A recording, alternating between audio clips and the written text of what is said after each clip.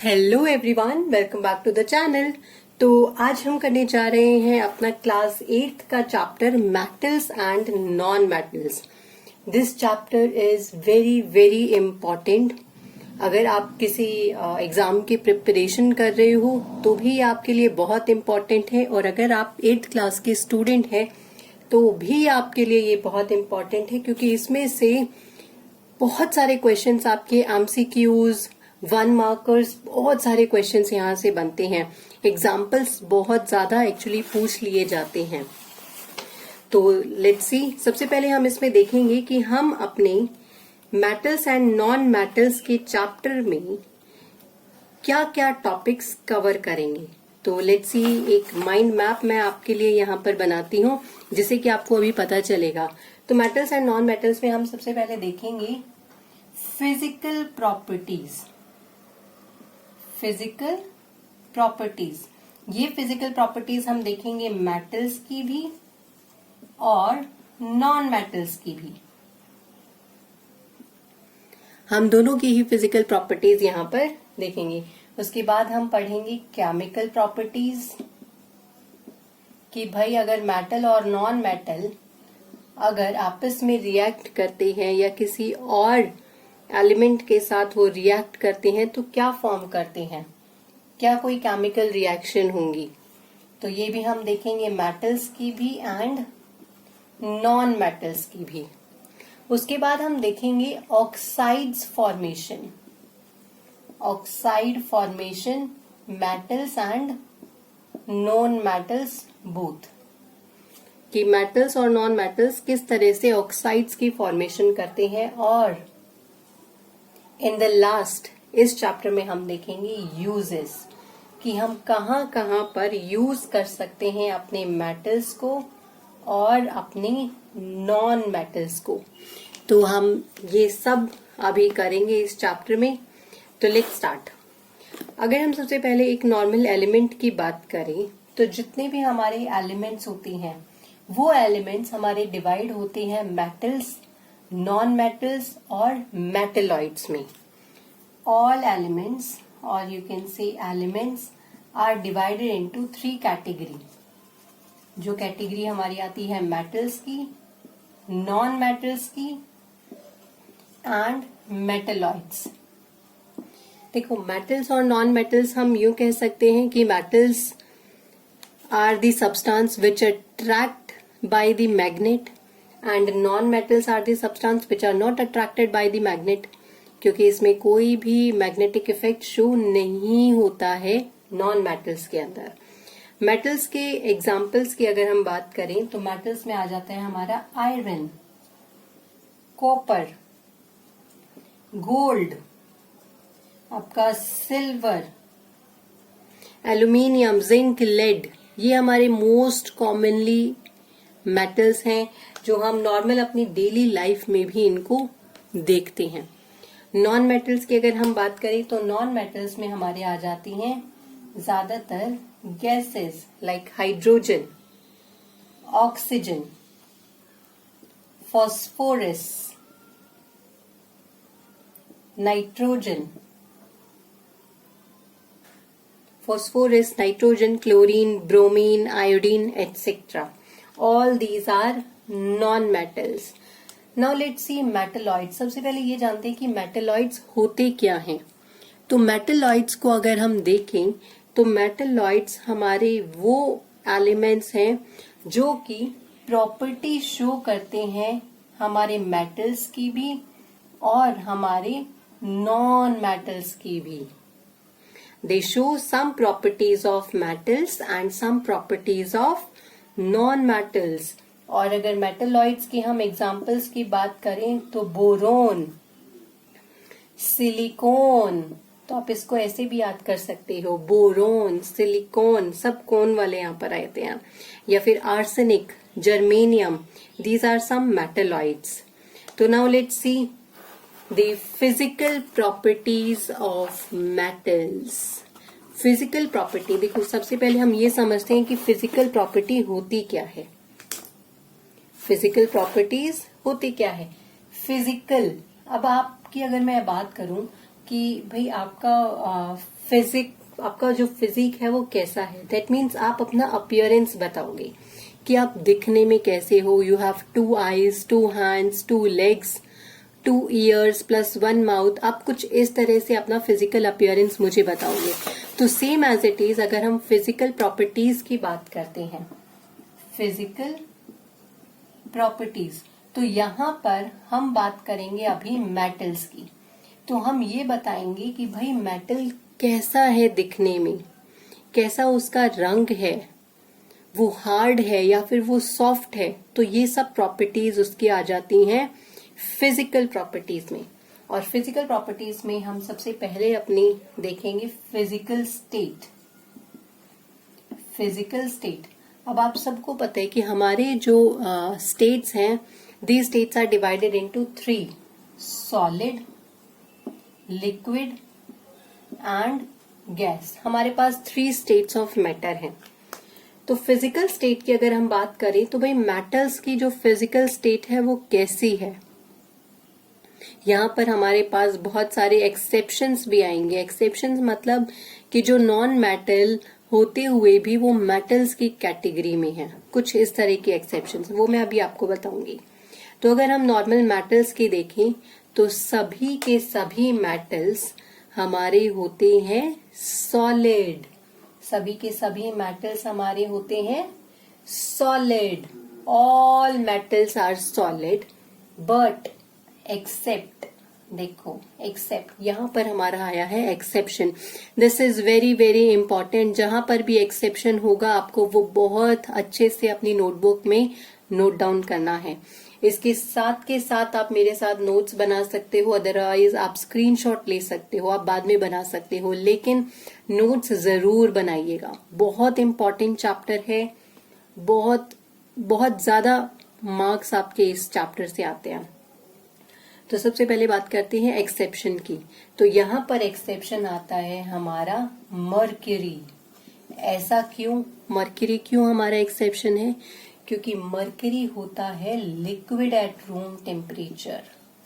Liquid, आपने mercury देखा भी होगा, इवन थर्मोमीटर्स में मर्क्यूरी का यूज होता है जो कि लिक्विड होता है। तो हमारे सभी के सभी मेटल्स सॉलिड होते हैं except mercury which is liquid at room temperature. So this is the first property. Let's now see the second property which is color. कि भाई जो अब हमारे metals हैं उनका रंग कैसा है, किस तरह के वो होते हैं। तो अगर हम अपने colors की बात करें तो ज्यादातर जितने भी हमारे metals हैं वो सब होती हैं silver grey in colour. Silver gray in color. Almost all the metals are silver gray in color except यानी कि एक्सेप्शन है ये। और वो एक्सेप्शन हमारा कौन सा है? गोल्ड एंड कॉपर का। Gold and copper. देखो गोल्ड का कलर आपको पता है कैसा होता है? गोल्ड का कलर होता है गोल्डन येलो। तो नहीं हुआ ना ये सिल्वर ग्रे, गोल्डन येलो। और अगर हम कॉपर की बात करें तो जो कॉपर का हमारा कलर होता है, कॉपर होता है हमारा reddish brown colour, reddish brown in colour. बाकी हमारे सभी के सभी मेटल्स सिल्वर ग्रे कलर के हैं। So this is second property which is colour. Let's now see the third property which is appearance. Appearance means कि वो देखने में कैसे होते हैं, दिखने में कैसे। ये तो हमने नॉर्मल कलर की बात करी है, ठीक है। जैसे हम लोग ह्यूमंस में कॉम्प्लेक्शन की बात करते हैं कि भाई इसका कलर फेयर है या फिर डार्क है और बहुत ज्यादा फेयर है, ये तो सिर्फ कलर की बात हुई है। अपीयरेंस की वो दिखने में कैसे होते हैं। तो हमारे जितने भी मेटल्स हैं दे ऑल आर शाइनी। चमक चमक है उन मेटल्स के अंदर। All metals are shiny. और इसी वर्ड को हम बोलते हैं लस्टर, और जिसको कि बोला जाता है मेटालिक लस्टर। तो कहीं पर भी वर्ड आएगा आपका लस्टर या फिर लस्ट्रस, तो that means shine. Lustre means होता है शाइन, और हमारे सिर्फ और सिर्फ मेटल्स ही हैं जो कि लस्ट्रस होते हैं। तो लस्टर, लस्ट्रस और मेटालिक लस्टर, ये सब हमारे मेटल्स के लिए यूज किया जाता है। They all are same words. Metals यानी कि shiny, shiny means luster, metallic luster और lustrous. Let's now see the fourth property which is hardness. Hardness means कि हमारे जो मेटल्स हैं वो हार्ड है या फिर सॉफ्ट है। तो हमारे जितने भी मेटल्स हैं, ऑल मेटल्स आर हार्ड, बहुत ही ज्यादा हार्ड होते हैं। Hard except sodium and potassium. यहां पर भी हमारा एक्सेप्शन है, except sodium and potassium. Sodium and potassium हमारे ऐसे मेटल्स हैं जो कि बहुत ही ज्यादा सॉफ्ट है, एंड इतने soft that they can be easily cut with a knife. हम बहुत अच्छे से और बहुत इजीली उनको सिर्फ एक नाइफ की हेल्प से कट कर सकते हैं। तो ये कुछ हमारी 4 प्रॉपर्टीज थी। Let's now see the fifth property which is tensile strength. Tensile strength. अब देखो, स्ट्रेंथ आप लोगों को पता है कि भाई हमारी स्ट्रेंथ किस में होती है? जो भी चीज मजबूत होती है, हार्ड होती है।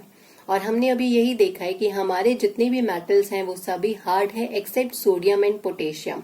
That means metals have high tensile strength.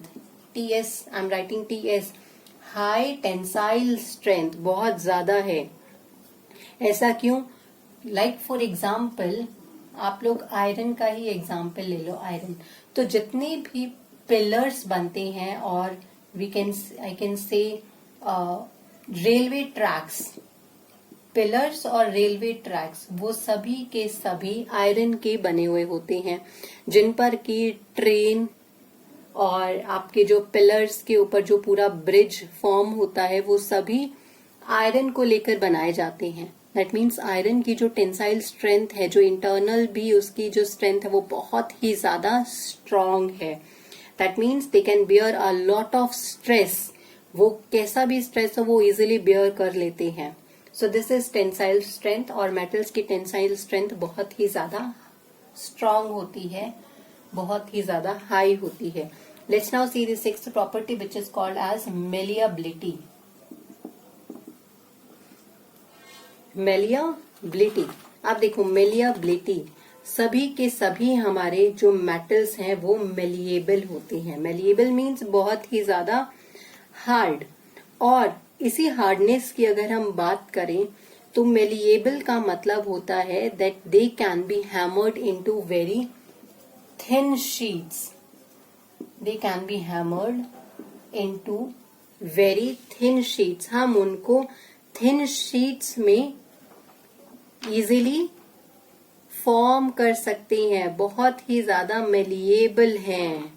Malleability means that metals can be hammered into very thin sheets. अगर हम मेटल्स को हैमर्ड करेंगे तो वो थिन शीट्स में इजीली कन्वर्ट हो जाते हैं।